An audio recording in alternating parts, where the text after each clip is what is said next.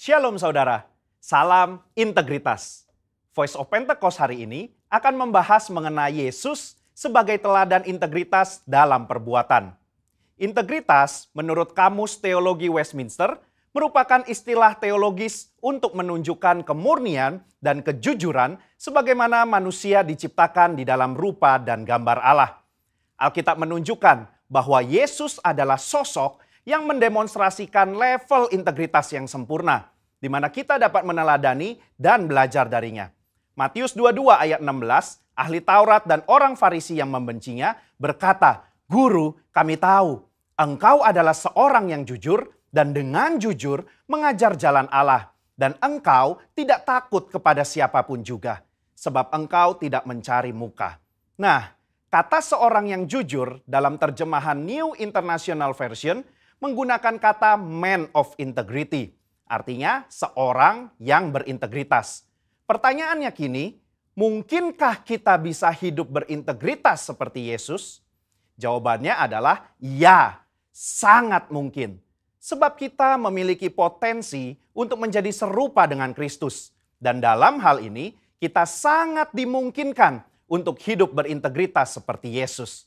Kehidupan berintegritas bukanlah kehidupan sempurna tak berdosa secara moral, tetapi adanya kesesuaian antara motivasi, pikiran, dan tindakan. Kalau kita melihat tokoh Daud, dia bukan sosok yang sempurna, tetapi Alkitab mencatat bahwa kehidupannya mencontohkan karakter yang dewasa, utuh, dan tulus di hadapan Tuhan. Maka dari itu, marilah kita juga menunjukkan integritas kita sebagai orang percaya dengan mempraktekkan tindakan dan perkataan Yesus di dalam keseharian kita. Apa saja yang Yesus contohkan bagi kita? Pertama, Yesus mencontohkan bahwa integritas ialah mengasihi musuh, sekalipun menurut kita dia tidak berhak menerima kasih tersebut. Di dalam perumpamaan seorang Samaria yang baik hati, Yesus mengajarkan bagaimana kita seharusnya menerima dan mengasihi orang lain. Orang Yahudi tidak suka bergaul dengan orang Samaria, tetapi justru orang Samaria yang dibenci inilah yang menunjukkan belas kasih kepada orang yang terluka. Integritas berbicara tidak hanya mengetahui soal doktrin dan pengajaran belas kasihan, tetapi menghidupi ajaran belas kasih itu.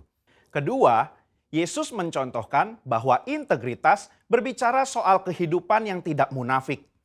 Yesus mengecam keras perbuatan orang-orang Farisi dan menyebut mereka orang-orang yang munafik karena mereka tidak melakukan apa yang mereka ajarkan atau katakan. Matius 23 ayat 3 menunjukkan bahwa Yesus mengakui kebenaran ajaran ahli-ahli Taurat dan orang Farisi. Itu harus dituruti dan dilakukan. Tetapi kemunafikan mereka adalah karena kehidupan dan perbuatannya tidak sama dengan apa yang diajarkan. Di sini kita bisa belajar bahwa berintegritas artinya berusaha menghidupi firman yang kita baca dan dengar.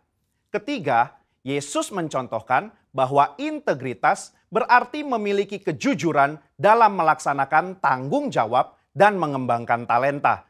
Yesus datang ke dunia mengemban misi dari Bapa untuk menyelamatkan umat manusia dari dosa.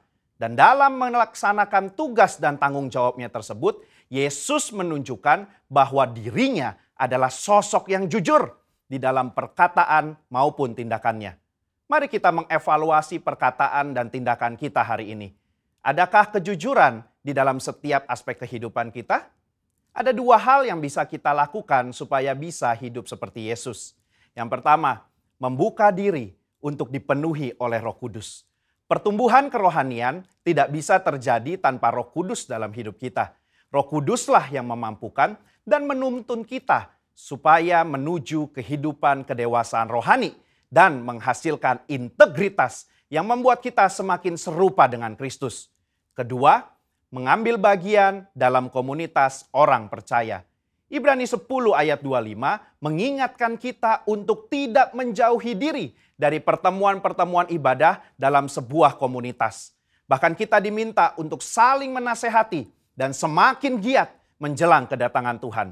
Di dalam komunitas inilah kita dapat saling menasehati, mengingatkan, bahkan nilai-nilai moral dan karakter integritas dapat diajarkan, dicontohkan, dan dilakukan. Di gereja kita sendiri, Terdapat kul, di mana kul merupakan tempat berlangsungnya pemuritan dan tempat di mana karakter kita diasah untuk semakin serupa seperti Kristus. Sudahkah Anda tergabung di dalam kul? Kesimpulannya, Yesus merupakan teladan integritas yang sempurna bagi kita. Sebagai orang percaya, kita dimungkinkan dan dimampukan untuk menghidupi kehidupan yang berintegritas seperti yang Yesus lakukan dan teladankan. Dengan kemauan, usaha, dan latihan yang terus-menerus, diiringi dengan tuntunan Roh Kudus, maka kita akan mengalami kedewasaan rohani dan karakter kita akan semakin serupa dengan Kristus. Saya berdoa di tahun integritas ini kita menjadi pribadi yang dewasa rohani, hidup berintegritas, dan menjadi berkat dimanapun kita berada bagi hormat dan kemuliaannya. Saudara, untuk penjelasan lebih lengkapnya dari tim teologi kami, jangan lupa buka link yang ada di atas atau scan QR Code yang tersedia. Tuhan Yesus memberkati. Shalom saudara-saudara terkasih di dalam Kristus. Shalom teman-teman semua di sini. Shalom. Pasti hari ini saya percaya Bapak, Ibu, saudara-saudara terkasih itu udah siap untuk memuji dan memuliakan nama Tuhan kembali. Kita rindu untuk selalu berada di sisinya Tuhan. Kita rindu untuk selalu merasakan hadirat Tuhan di kita. Saya percaya itu Bapak Ibu sekalian sudah menyiapkan hati saat ini untuk ibadah bersama-sama. Sebelum itu kita berdoa dulu. Tuhan Yesus yang baik, selamat pagi Tuhan. Terima kasih buat penyertaan-Mu Tuhan. Dari malam sampai pagi hari ini kami boleh kembali dikumpulkan untuk ibadah online. Kami percaya ya Tuhan, Tuhan memimpin setiap ibadah kami Tuhan. Dari awal, pertengahan, sampai akhir. Tuhan urapi kami, penuhi kami dengan kuasa Roh Kudus-Mu ya Tuhan Yesus. Peluk kami, pegang tangan kami ya Tuhan, karena kami rindu dan sayang sama Tuhan. Terima kasih Bapa yang baik, terima kasih Tuhan Yesus. Haleluya, amin. Satu hal yang ku rindukan ya Tuhan, selalu berada di dekat-Mu dengan segenap hati, dengan segenap jiwa. Ku menanti di hadirat-Mu. Satu hal yang ku rindukan, satu hal yang ku rindukan ya Tuhan, selalu berada di dekat-Mu dengan segenap hati, dengan segenap jiwa. Ku menanti di hadirat-Mu.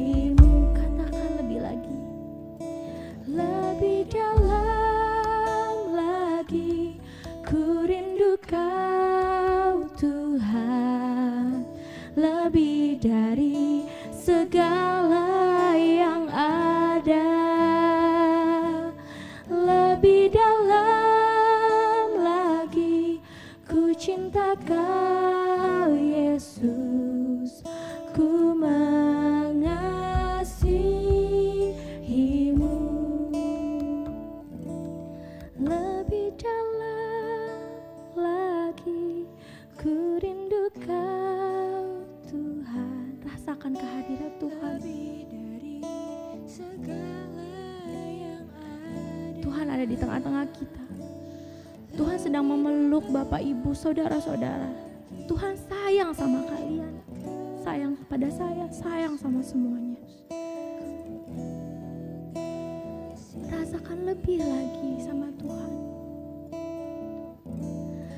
Lebih dalam lagi ku rindu Kau Tuhan, lebih dari segala yang ada.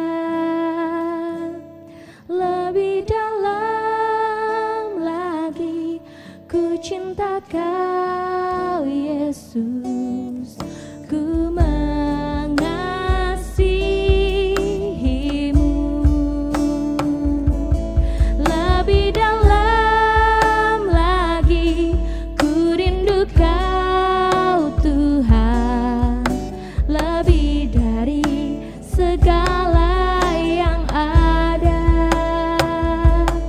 Lebih dalam lagi ku cinta Kau Yesus, ku mengasihi-Mu.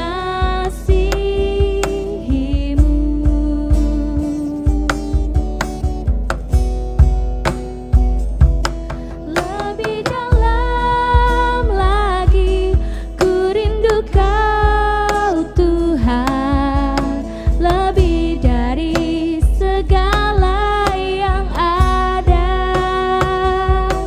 Lebih dalam lagi ku cinta Kau Yesus, ku mengasihi-Mu.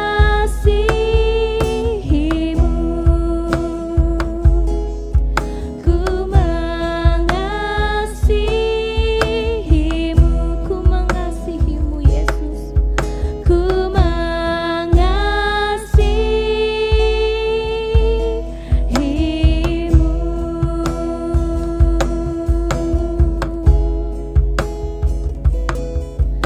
Haleluya, haleluya.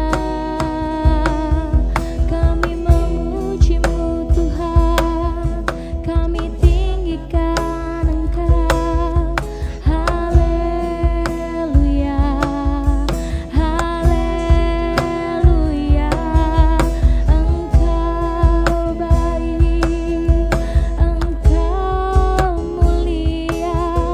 Kami memuji-Mu, kami menyembah-Mu. Haleluya, haleluya. Engkau baik, Engkau baik. Terima kasih Yesus, terima kasih. Kami memuji-Mu Tuhan, kami menyembah-Mu. Terima kasih Yesus. Haleluya, haleluya, haleluya,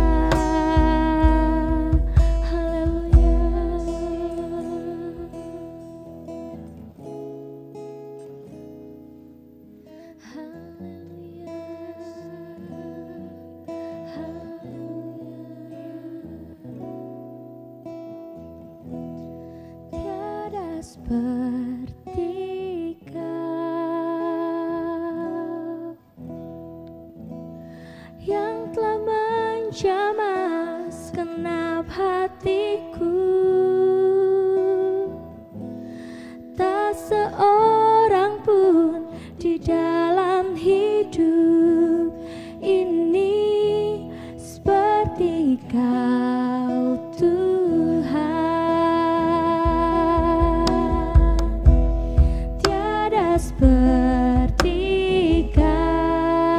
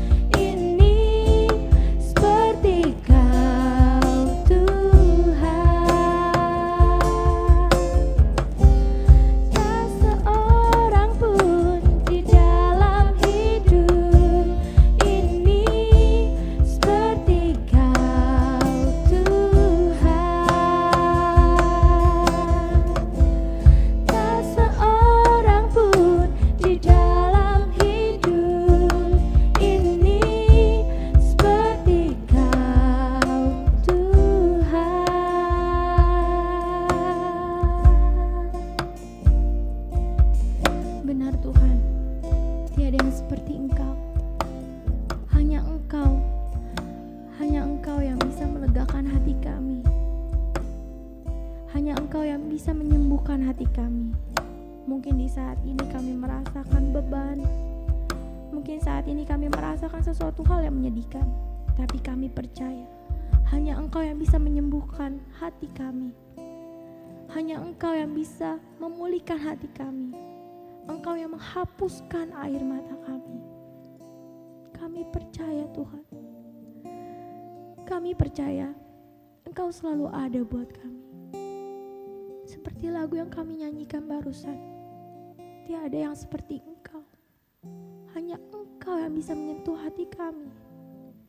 Hanya Engkau yang bisa menjamah setiap kami Tuhan. Kami percaya ketika kami bertekuk lutut, ketika kami benar-benar sungguh-sungguh menyembah-Mu, Engkau selalu berada bersama kami. Engkau selalu menyembuhkan setiap hati kami yang terluka. Tuhan gak pernah ninggalin. Sedikit pun Tuhan tidak akan pernah meninggalkan kita. Tapi kita yang suka lupa sama Tuhan. Kita yang suka pergi dari Tuhan. Saat ini kita diingatkan untuk selalu dekat sama Tuhan. Karena hari Tuhan akan tiba. Karena hari-hari semakin dekat. Carilah kerajaan Allah. Percaya itu, ketika kita sungguh-sungguh, Tuhan ada buat kita. Tuhan selalu ada buat kita semua. Setiap beban akan terasa ringan bersama-sama sama Tuhan. Tiada seperti Kau, katakan lebih sungguh-sungguh lagi. Yang telah menjamah segenap hatiku, tak seorang pun di dalam hidup ini seperti Kau Tuhan. Katakan lebih lagi, tiada seperti Engkau Tuhan. Tiada seperti Kau. Ya Tuhan Yesus, tiada yang seperti Engkau. Yang telah menjamah segenap hatiku, tak seorang pun di dalam hidup ini seperti Kau Tuhan. Katakan lebih lagi, tiada seperti Kau. Tiada seperti Kau, yang telah menjamah segenap hatiku, tak seorang pun di dalam hidup ini seperti Kau Tuhan. Tak seorang pun di dalam hidup ini seperti Kau Tuhan. Tak seorang pun di dalam hidup ini seperti Kau, Yesus, Yesus.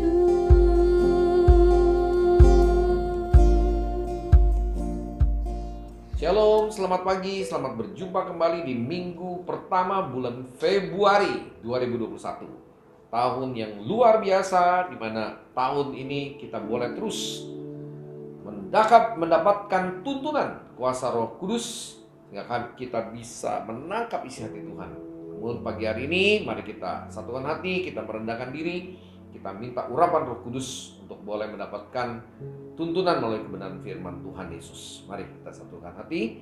Bapa, dalam nama Tuhan Yesus Kristus, Tuhan yang kami sembah, Tuhan yang kami muliakan, kami bersyukur untuk pagi hari ini di minggu pertama bulan Februari 2021.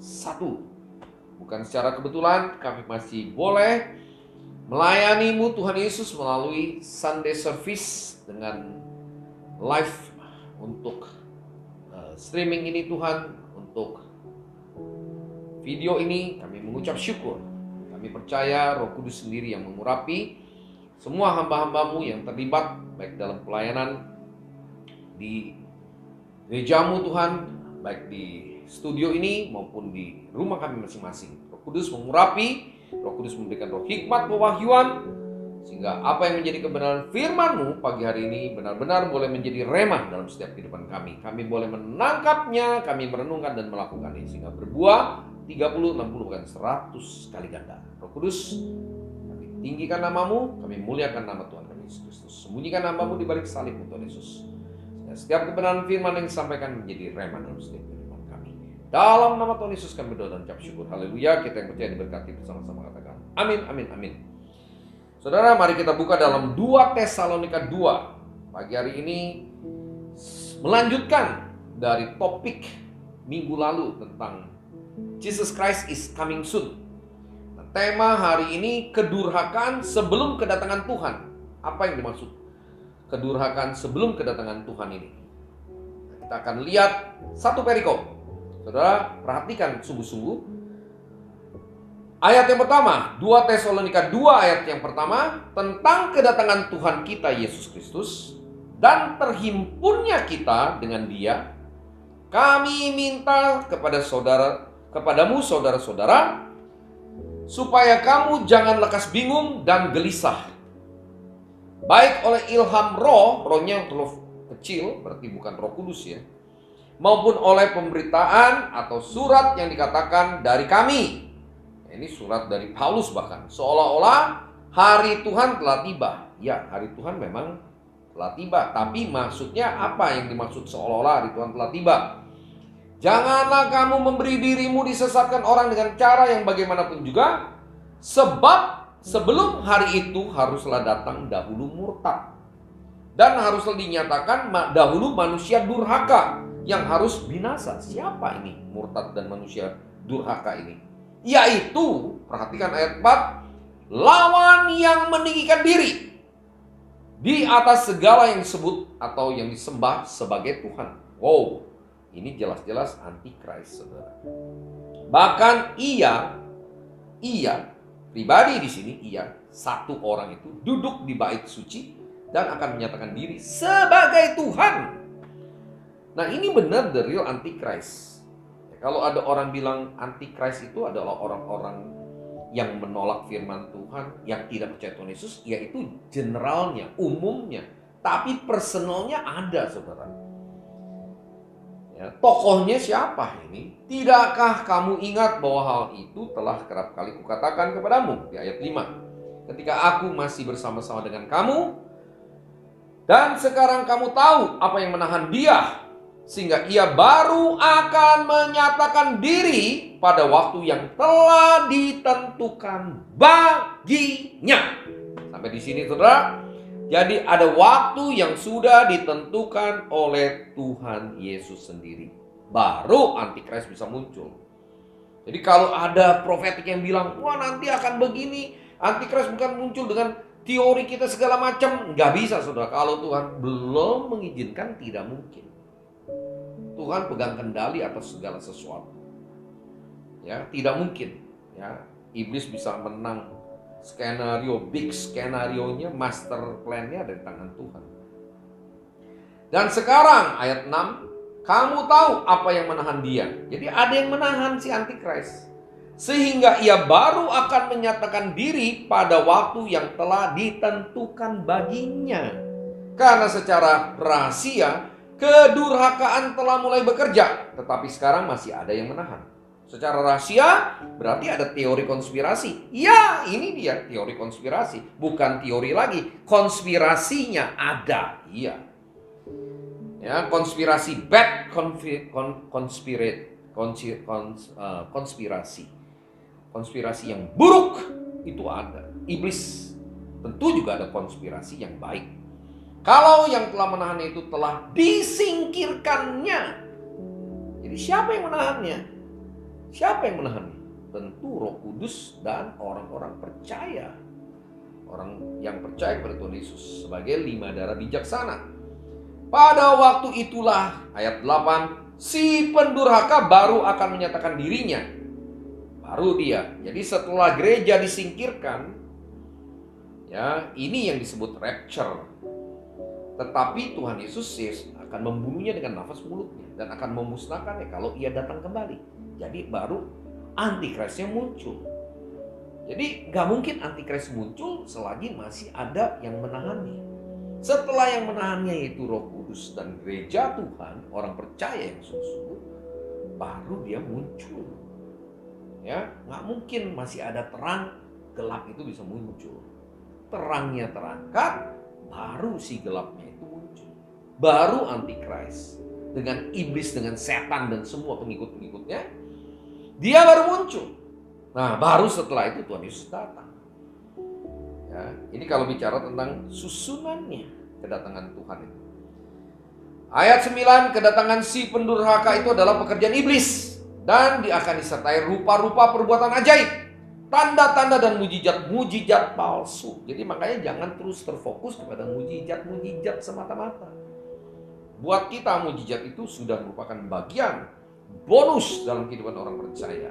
Tapi bukan target dari kehidupan orang percaya. Target kehidupan orang percaya adalah menjadi serupa dengan Kristus. Itu visi kita. Target atau visi orang percaya adalah mempersiapkan kedatangan Tuhan Yesus yang kedua kali. Ya, di awan-awan yang berwarna. Maranatha, itu kita punya visi. Itu misinya yang Tuhan inginkan. Gereja harus bersatu. Misinya itu melalui kesatuan tubuh Kristus. Dengan rupa-rupa tipu daya jahat terhadap orang-orang yang harus binasa karena mereka tidak menerima dan mengasihi kebenaran yang dapat menyelamatkan mereka. Jadi menolak kebenaran. Ya, tidak percaya sama Tuhan Yesus. Dan itulah sebabnya Tuhan mendatangkan kesesatan atas mereka yang menyebabkan mereka percaya akan dusta. Orang nggak percaya sama Tuhan Yesus, jadi nanti percaya sama dusta. Supaya, ayat 12, supaya dihukum semua orang yang tidak percaya akan kebenaran dan yang suka kejahatan. Sudah pasti, kalau tidak suka dengan kebenaran, ya pasti sukanya dengan kejahatan. Rupa-rupa tipu daya. Hati-hati. Ini akhir dari akhir zaman. Berani mengatakan itu, berani sekali. Pasti sekali. Sungguh benar, amin. Ya, tidak ada keraguan-raguan. Itulah iman Kristus. Berdasarkan firman Kristus. Jadi kalau kita baca di dalam 2 Tesalonika 2 ayat 1-12, jelas susunan kedatangan. Mengenai kedatangan Tuhan Yesus, pertama harus ada rapture-nya dulu. Karena secara rahasia sini udah rahasia, tapi udah kelihatan, sekarang udah terbuka. Dia coba muncul dengan taktik-taktik tipu dayanya segala macam, tapi masih ada yang menahan, yaitu gerejanya dan Roh Kudusnya. Waktu Roh Kudus dan gerejanya ini diangkat, seperti kemarin kisah Nuh, ada 4 di situ kan, ciri atau 4 tanda tentang kedatangan Tuhan. Ya, yang pertama makan minum. Sekarang kita lihat pesta pora, mabok-mabokan, makan minum. Itu udah menjadi budaya seluruh dunia. Kawin mengawinkan, itu yang namanya free sex, kawin cerai, LGBT. Ya, itu seperti Sodom dan Gomora. Dan itu penghukumannya sudah sampai, penghakimannya sudah sampai. Ya, terus yang ketiga, bangun Batranu. Ya, tadi saya ulangin, Batranu itu bicara tentang Kristus sendiri. Siapa yang ada dalam Kristus akan diselamatkan. Kalau kita sungguh-sungguh bertobat dan lahir baru, terima Dia sebagai Tuhan dan Juru Selamat, dipenuhi dengan Roh Kudusnya, dibaptis selam. Kemudian baru masuk yang berikutnya, ya, di mana harus ada unity dalam keluarga, mesbah keluarga, tiap-tiap hari. Kemudian yang ketiga, harus ada unity, the body of Christ, seluruh tubuh Kristus seperti gereja mula-mula. itu bangun sistemnya. Yesaya 2 ayat 2-5. Gunung rumah Tuhan akan berdiri tegak mengatasi gunung-gunung. Ini yang sedang dibangun hari-hari terakhir. Saudara bisa dilihat di sini susunannya. Nah, Rapture before Antichrist come. Ya, itu judulnya. Jadi, tapi kalau lihat dari itu kedurhakaan sebelum kedatangan Tuhan.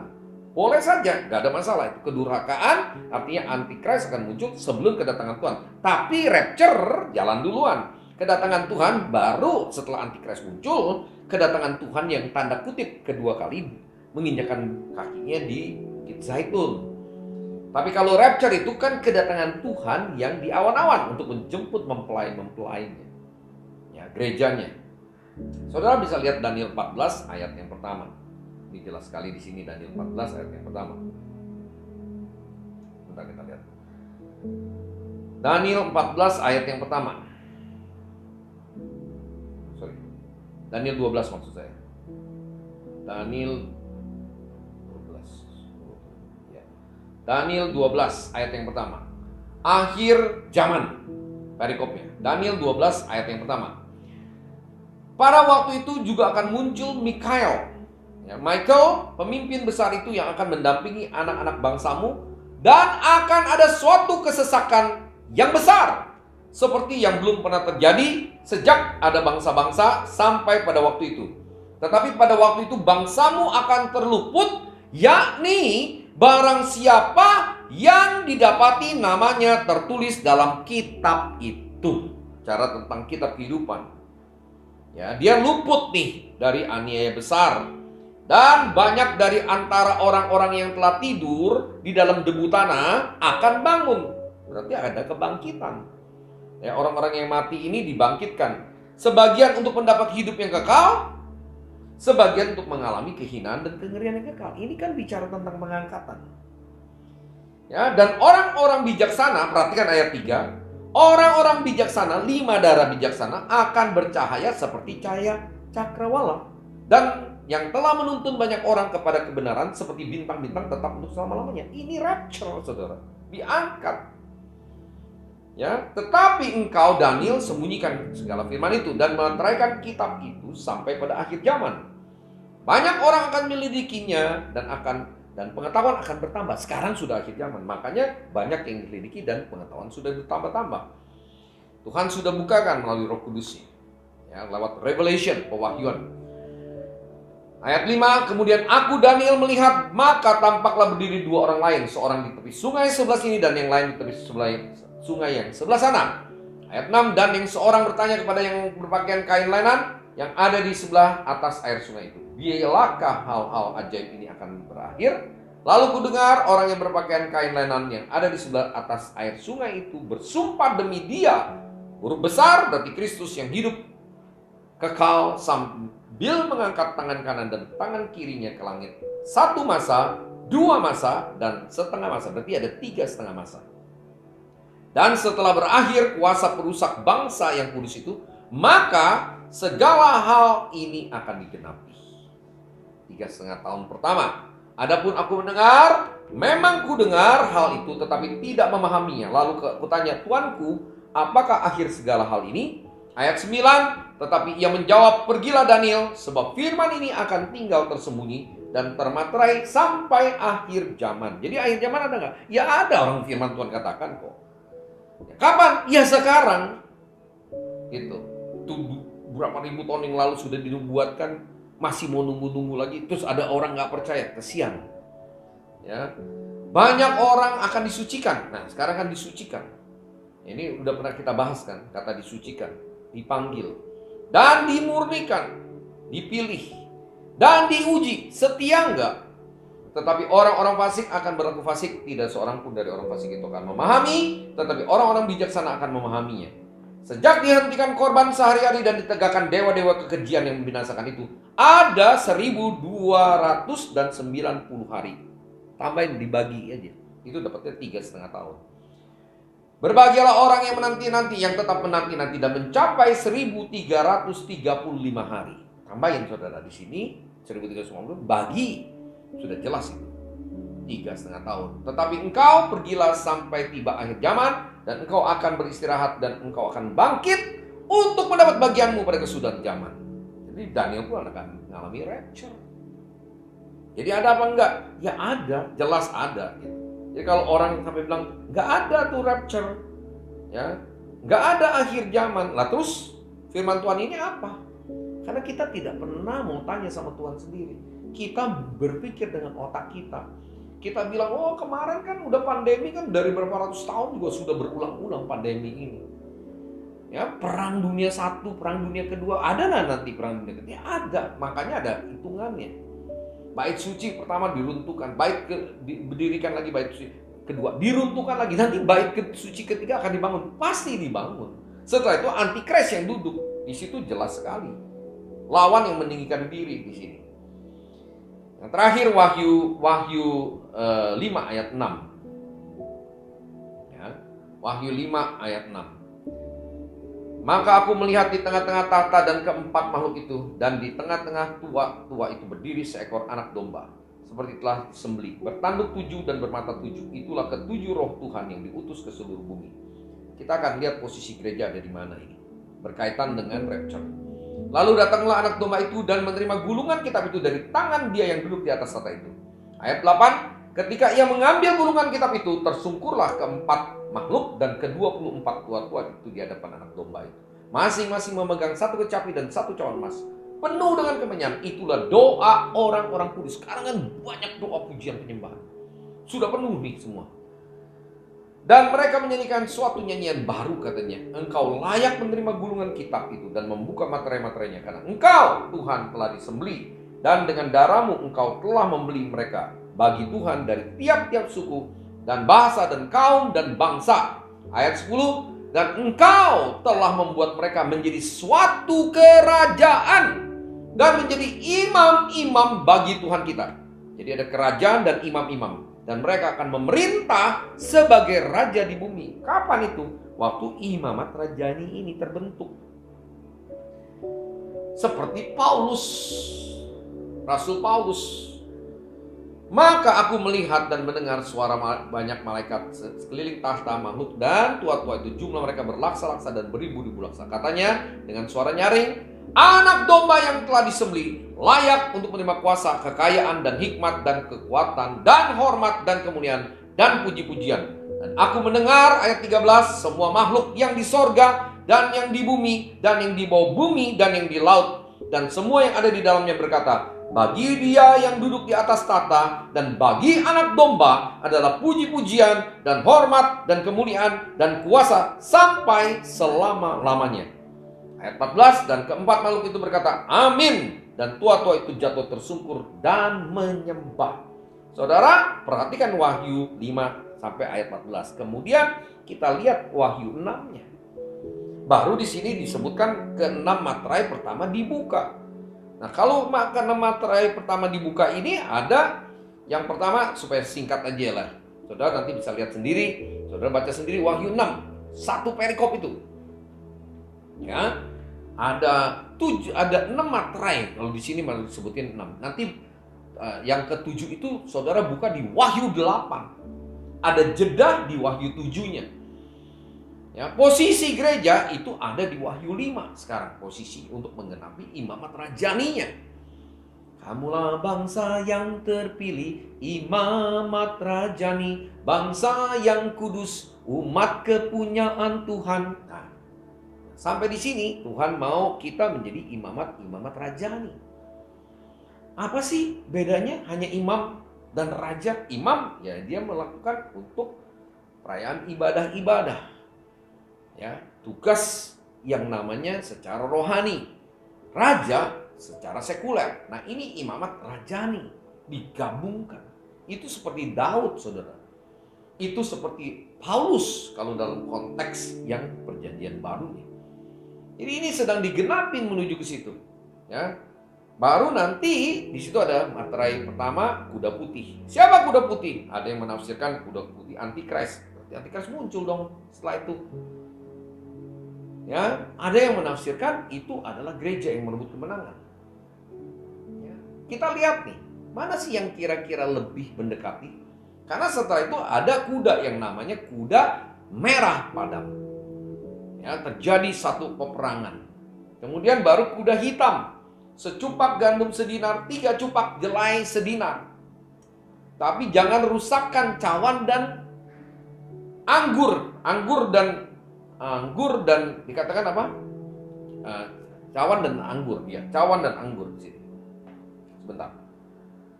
Ya, biar lebih jelas.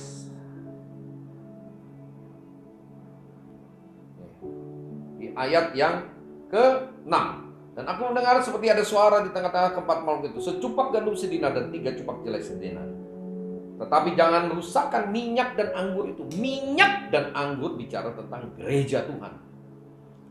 Minyak dan anggur masih ada itu di dalam Materai 1, 2, 3. Berarti belum terjadi pengangkatan di sini.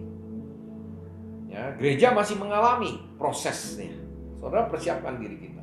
Gak usah takut, gak usah khawatir. Kalau si antikristnya pasti belum muncul, karena Tuhan bilang tadi tunggu waktunya sampai diangkat yang menahani kita, gerejanya dan orang-orang kudusnya sebagai orang-orang kudus dengan Roh Kudusnya, baru dimunculkan si antikristnya. Ya, jadi ada kemungkinan besar, saya katakan kemungkinan besar kuda putih yaitu gereja yang merebut kemenangan. Baru setelah itu muncul peperangan. Kita nggak tahu nanti setelah ini akan ada peperangan yang lebih dahsyat, bangsa bangkit melawan bangsa. Ya, tapi kita masih pegang kendali. Gereja Tuhan megang kendali. Ya, baru nanti di situ ada secupak gandum sedinar. Makanya kita punya persiapan program ketahanan pangan nasional ya, untuk Indonesia. Lewat Maranatha sudah ada tanam yuk sama-sama itu berjalan. Ya, dengan semua nanti gereja-gereja, bahkan dengan nasional, dengan NKRI bersama-sama. Persiapkan semuanya. Kalau 5 darah bijak, kalau istri yang cakap, Amsal 31 ayat 10-31, dia udah prepare, dia udah persiapkan. Tapi kalau cuma bersolek, itu istri yang cantik. Cantik belum tentu cakap. Kalau cakap sudah pasti cantik. Ya, banyak gereja yang kelihatannya cantik, besar, megah, nari, baik, itu nggak salah. Tapi tidak punya persiapan, karena tidak mendarat. Harus ada profetik dan apostolik, tidak hanya cukup profetik. Toh, kalau profetik itu hanya gambarnya saja. Saudara bikin rumah, bikin gambarnya dulu, desainnya dulu, bagus.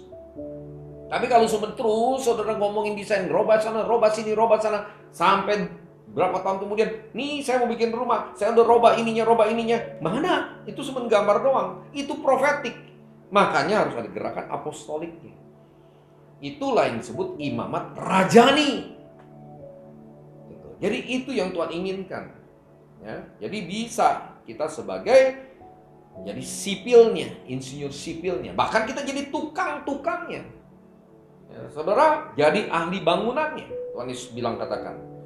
Paulus juga dia katakan, aku seorang ahli bangunan yang cakap. Dan ketika anak domba itu membuka materai yang keempat, dikatakan, aku mendengar suara makhluk yang keempat berkata, mari, dan aku melihat sesungguhnya ada seekor kuda hijau kuning dan orang yang menunggangi bernama Maut, dan kerajaan maut mengikutinya. Dan kepada mereka diberikan kuasa atas 1/4 dari bumi untuk membunuh dengan pedang dan dengan kelaparan, sampar dengan binatang-binatang buas. Wow, nanti di situ baru nanti akan ada yang materai kelima tentang orang-orang kudusnya, martir-martir. Itu makanya akan ada banyak yang kejadian ISIS segala macam, itu orang-orang yang mati karena nama Tuhan. Ini untuk memenuhi Wahyu 6 ayat yang ke-10, ayat 9 dan 10 dan ayat 11. Dan kepada mereka masing-masing diberikan sehelai jubah putih, dan kepada mereka dikatakan bahwa mereka harus beristirahat sedikit waktu lagi hingga genap jumlah kawan-kawan pelayan dan saudara-saudara mereka yang akan dibunuh sama seperti mereka. Jadi ada kuotanya yang harus dipenuhi dulu. Itu di materai kelima. Ya, maka aku melihat ayat 12, ketika anak domba itu membuka materai yang ke-6, sesungguhnya terjadilah gempa bumi yang dahsyat, dan matahari menjadi hitam bagaikan karung rambut, dan bulan menjadi merah seluruhnya bagaikan darah. Dan bintang-bintang di langit berjatuhan ke atas bumi, bagaikan pohon ara menggugurkan buah-buahnya yang mentah, apabila ia digoncang angin yang kencang. Maka menyusutlah langit. Pernah nggak langit menyusut? Belum. Sekarang menuju loh. Ya, itu yang namanya supernova, black hole. Dia muter, nyedot semua. Bagaikan gulungan kitab yang digulung dan tergeserlah gunung-gunung dan pulau-pulau dari tempatnya. Dan raja-raja di bumi dan pembesar serta perwira-perwira dan orang-orang kaya serta orang-orang berkuasa dan semua budak dan semua orang merdeka bersembunyi di dalam celah gua-gua dan celah-celah batu karang di gunung. Ini salah satunya Gunung Petra. Dan mereka berkata kepada gunung-gunung dan kepada batu-batu karang, runtuhlah menimpa kami dan sembunyikan kami terhadap Dia, Guru besar Tuhan Yesus yang duduk di atas tahta, dan terhadap murka anak domba itu. Sebab sudah tiba hari besar murka mereka, dan siapakah yang dapat bertahan? Belum sampai di sini kita, saudara. Masih cukup jauh, tapi sudah dekat. Ngeri ini kalau udah sampai hari Tuhan. The day of the Lord. Ya. Jadi hari penghukuman atas bumi ini sedang menuju. Materai 1 nanti, materai 2, materai 3, materai 4, materai 5, materai 6 itu jatuh semua meteor-meteor. Bumi ini goncang, ganjing, pulau-pulau, waduh menyusut. Wah, ngeri. Nanti saudara lihat Wahyu 7, orang-orang yang dimateraikan dari bangsa Israel. Itu ada 144.000 orang. Ini khusus, ini udah kiblatnya Tuhan ke Yerusalem. Nah, kalau setelah itu baru masuk ke Wahyu 8, materai yang ke-7. Dikatakan di ayat pertama, dan ketika anak domba itu membuka materai yang ke-7, maka sunyi senyaplah di sorga kira-kira setengah jam lamanya. Kemungkinan besar ini yang disebut rapture. Ada apa? Sunyi senyap. Lalu aku melihat ke-7 malaikat yang berdiri di hadapan Tuhan, dan mereka mau diberikan 7 sangkakala. Wah, ini udah mulai penghukuman besar. Gereja udah terangkat ini. Ya, ada yang menafsirkan belum. Kita harus masuk ke tribulation. Sebetulnya kalau kita yang orang-orang karismatik banyak yang menganut pre-tribulation. Ternyata kemungkinan kita di mid-tribulation. Kalau kita lihat tadi ya, pengupasan firman Tuhan. Ya, kita udah masuk nih dengan kejadian COVID-19 aja, ada nggak yang kepikir? Ada nggak hamba-hamba Tuhan yang sudah tanda kutip tahu secara spesifik, secara detail akan terjadi seperti COVID-19? Ya, ini kan seperti air bah yang menutupi yang semua kena. Ya, semua tiarap. Gitu. Ini belum seberapa, saudara. Ini kayak latihan aja. Takut. Ya, secara manusianya normal, takut. Tapi kan kita ini kan ada Roh Kudus yang lebih besar. Saudara catat baik-baik, tidak ada sehelai rambut pun yang akan jatuh tanpa seizin Tuhan. Ya, terus bagaimana dengan hamba-hamba Tuhan yang sudah kena COVID juga? Berarti kan dia lalai. Oh enggak, saudara. Bisa aja dia nggak lalai, bisa itu yang menjadi destiny dia. Ya, saudara nggak usah kita katakan dia lalai, dia sombong, dia kena apa, nggak usah. Sudah selesai bagiannya. Lebih wise, lebih bijaksana, saudara katakan begitu, selesai. Karena bukan untuk bagian kita menilai. Ya, judgment itu, penilaian atau penghakiman itu urusan Tuhan. Yang penting kita lakukan aja bagian kita. Apa yang harus dikerjakan untuk mempersiapkan kedatangan Tuhan Yesus kedua kali. Ya, harus bersatu.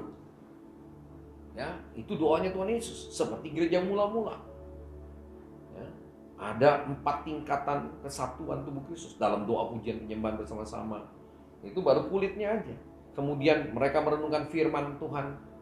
Mereka merenungkan pengajaran firman Tuhan siang dan malam, itu bergantian. Itu bicara tentang daging, flesh, firman yang telah menjadi daging. Ya, kemudian baru tulang. Tulang itu bicara tentang visi yang menggerakkan semuanya. Visi apa yang terbesar, yang terakhir? Maranatha, Tuhan datang. Bangunin 5 darah bijak, 5 darah bodoh. Di dalam tulang ada apa? Sumsum. Sumsum itu bicara tentang pembuat darah merah. Darah merah itu bicara tentang apa? Harta kekayaan. Tebusan nyawa seseorang. Ya, nyawa setiap makhluk ada di dalam darahnya. Kesatuan finansial seperti gereja mula-mula itu harus tercapai. Bukan mau saya, saudara. Bukan. Itu ada semua. Ya, jelas Kristus harus tinggal di surga sampai waktu pemulihan segala sesuatu. Kamulah yang mewarisi, kita yang mewarisi. Kita yang mendapat bagian, kita yang mengambil bagian itu. Sehingga dunia boleh melihat dan dunia boleh percaya. Mari kita bangkit. Ya, jadi masih ada kerjaan besar. Jangan takut mau antikris muncul. Kalau dia belum waktunya muncul, tidak akan pernah bisa muncul. Catat baik-baik. Tuhan yang pegang kendali atas dunia ini. Bukan si jahat. Ada ayatnya. Jadi dalam 1 Yohanes juga. Memang kalau bacanya salah, tafsirnya salah. Baca tuh sampai lengkap. Ya, masa pegang kendali, siapa sih yang pegang kendali atas dunia ini? Saudara, hati-hati di sini. Nih, saya bacakan aja. 1 Yohanes 5 ayat 18. Kita tahu bahwa setiap orang yang lahir dari Tuhan tidak berbuat dosa, tetapi Dia, Kristus, yang lahir dari Bapa melindunginya, dan si jahat tidak dapat menjamahnya. Catat, si jahat, iblis tidak dapat menjamahnya. Kita tahu bahwa kita berasal dari Tuhan dan seluruh dunia berada di bawah kuasa si jahat. Titik. Baca ayat 20-nya. Akan tetapi kita tahu bahwa anak Tuhan telah datang dan telah mengaruniakan kepada kita supaya kita mengenal yang benar dan kita ada di dalam yang benar, di dalam anaknya yaitu Yesus Kristus. Dia adalah Tuhan yang benar dan hidup yang kekal. Anak-anakku, waspadalah terhadap segala berhala. Dunia di bawah kendali si jahat, tapi dikatakan akan tetapi, ya, kita tahu bahwa kita berasal dari Tuhan dan seluruh dunia berada di jahat. Akan tetapi kita tahu bahwa anak Tuhan telah datang. Jadi udah kalah. Iblis sudah 2000 tahun yang lalu dikalahkan. Selesai. Singa ompong udah gak ada giginya. Cuman hati-hati, dia jalan keliling. Dia bisa mengaum, ngagetin kita. Kayak si Nabi Elia yang digertak sama Isabel. Kenapa Elia bisa takut sama Isabel?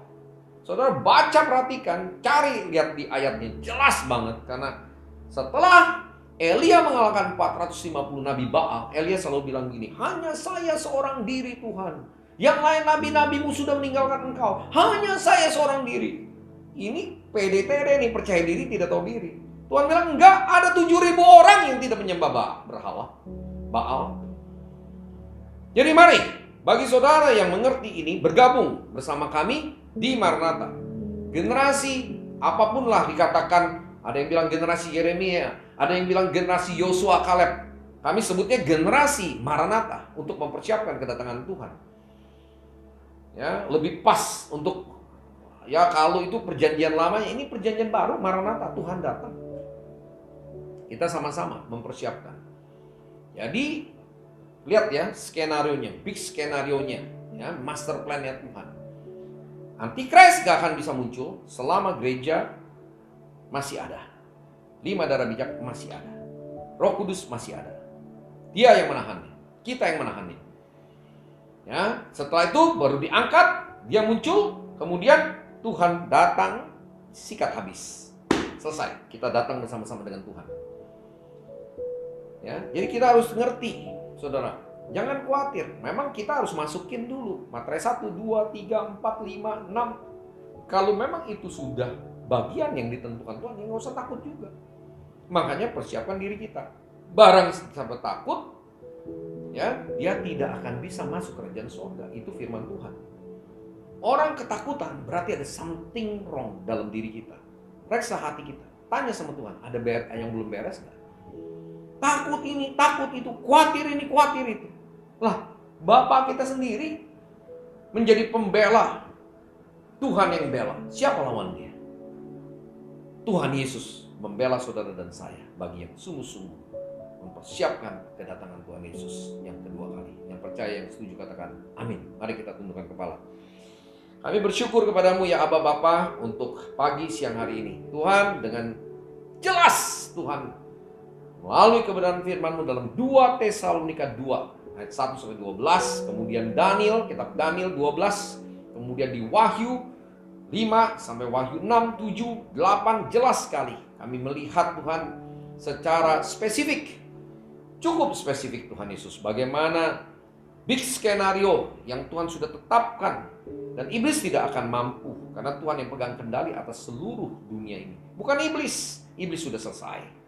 Sadarkan kami hamba-hambamu yang seringkali menjadi provokator tanpa pengertian kami. Iblis yang masih pegang kendali atas dunia. No, Tuhan kami Yesus Kristus yang pegang kendali atas seluruh dunia. Dalam namamu Tuhan Yesus Kristus, kami menyatakan namamu yang agung, yang mulia, yang besar, yang bisa membawa Tuhan orang-orang bertobat dan membawa kepada kelahiran baru masuk ke dalam kerajaan surga. Terima kasih Tuhan. Teraikan firman-Mu dalam setiap hati kami, dalam jiwa kami, sehingga kami menjadi pendengar yang baik dan renung firman-Mu yang baik dan pelaku-pelaku firman-Mu yang baik. Urapi anak-anak-Mu, urapi kami semua Tuhan Yesus. Sebentar kami akan berpisah satu dengan lain. Untuk sepanjang minggu ke depan, biarlah Tuhan yang memegang tangan kanan kami dengan tangan kanan-Mu Tuhan Yesus. Mari kita bangkit berdiri, kita siapkan hati kita untuk menerima berkat daripada Bapa di surga. Biarlah kita sebagai hamba-hamba Kristus, mempelai Kristus, sahabat mempelai Kristus, kita boleh kembali ke rumah kita masing-masing, kepada keluarga kita masing-masing, pada aktivitas kita sepanjang minggu ke depan ini, dan menerima berkat daripada Bapa sendiri. Berkat daripada Bapa di surga, di dalam Anaknya yang tunggal, Tuhan kami Yesus Kristus. Persekutuan yang manis dengan Roh Kudus akan selalu menyertai kami sekalian. Mulai pagi siang hari ini sampai Maranatha, Tuhan Yesus datang kedua kali menjemput kita di awan-awan yang permai, dan bahkan sampai selama-lamanya kita yang percaya diberkati bersama-sama. Katakan amin, amin, amin. Tuhan Yesus memberkati saudara berlimpah-limpah-limpah. Haleluya, sampai jumpa.